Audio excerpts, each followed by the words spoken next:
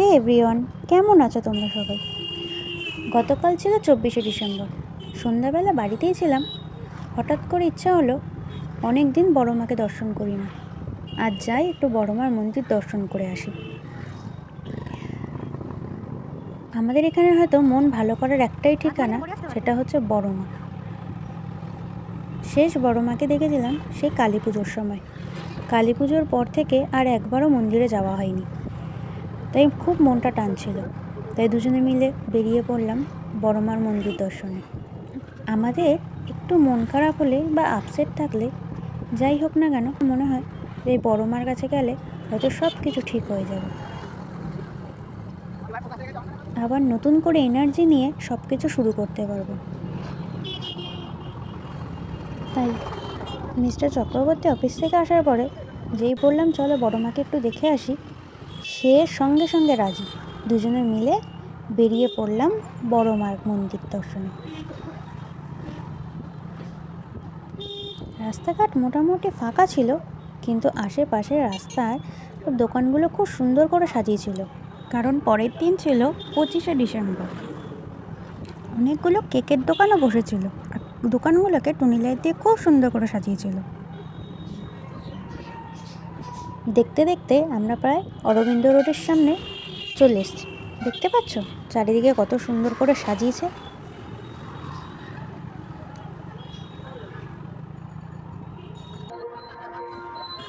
চলে এসেছি অরবিন্দ রোডে, আর কিছুক্ষণ ব্যাস, তারপরেই বড় মার মন্দির।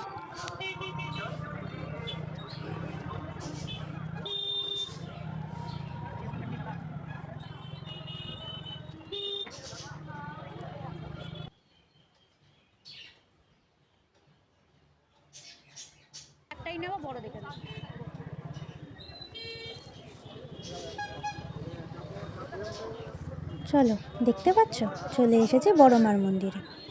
এই হলো আমাদের বড় মায়ের মন্দির। সব জায়গা ফাঁকা থাকলেও বড় মার মন্দিরে কিন্তু এখন সবসময় ভক্তদের ভিড় থাকে। দেখো, আর ওই যে দূরে দেখতে পাচ্ছ ওখানে কি হচ্ছে? ওখানে মায়ের ভোগ বিতরণ হচ্ছে। মায়ের কাছে আমাদের ধর্ম কর্ম যার যাই হোক না কেন, আমাদের বড় মা সবার।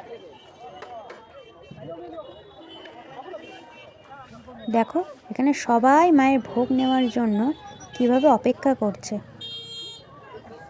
দেখতে দেখতে আমাদের চোখ গেল ওই যে দূরে একটা ফটোর দোকান, সেখানে বড় মায়ের ছবিগুলো।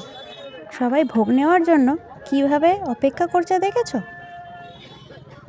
দেখছো কত বড় লাইন? দেখো তো মায়ের ছবিগুলো কত সুন্দর।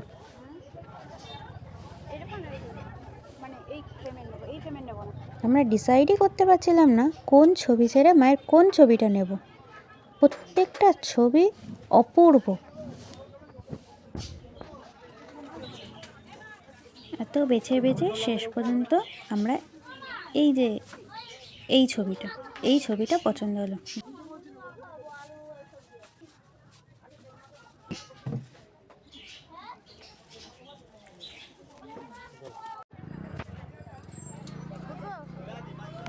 দেখো আরেকজনকে, মায়ের মন্দির দর্শন করে তার মনই ভরছে না।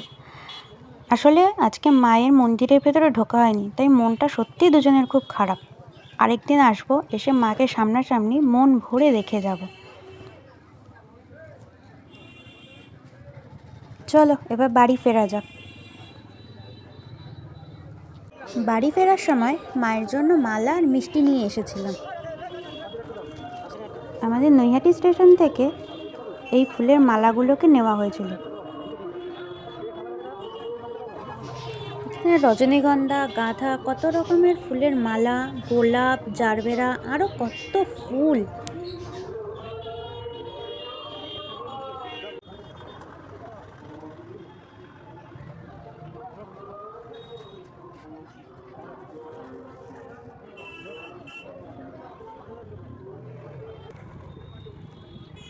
মালা নিয়ে এবার আমরা রওনা দিলাম মিষ্টি কেনার জন্য। মিষ্টি নিয়ে এবার আমরা সোজা বাড়ি চলে যাব।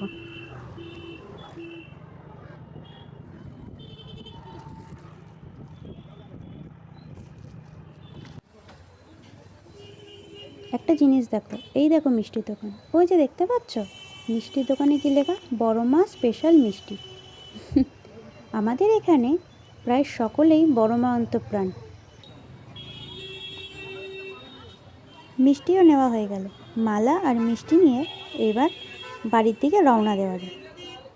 দেখা হচ্ছে আমাদের নেক্সট ভিডিওতে, ততক্ষণের জন্য টাটা।